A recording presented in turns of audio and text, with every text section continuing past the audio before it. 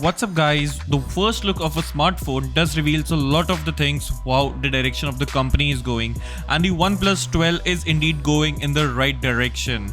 As from the first looks we can definitely see the phone will be resembling a lot of similarities from the OnePlus 11, and the curved display is indeed maintained, which is eventually going from the Samsung's flagship smartphones.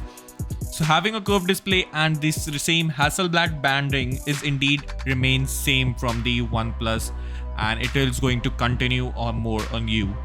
Well, this time around the OnePlus smartphone will be coming with the major upgrades in the camera department, as the phone will be coming with a 50 megapixel of a Sony camera as a primary sensor, a 50 megapixel of an ultra wide camera, and a 64 megapixel of a periscopic camera.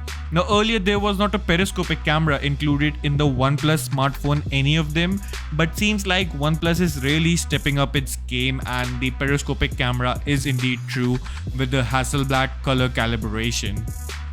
Now we can expect some great images from the OnePlus next year's flagship smartphone, as also it will be coming with the insane fast charging speed as well of 150 watts.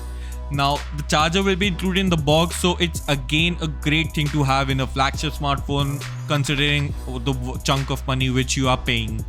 But also the phone will be supporting a reverse wireless charging or the wireless charging of 50 watts and reverse wireless charging of up to 20 watts in a phone, which is again to have a crazy thing. And there are very limited cost cutting this time with the OnePlus 12 series of smartphones, and the Snapdragon 8 Gen 3 is going to be the heart of the phone to process it overall.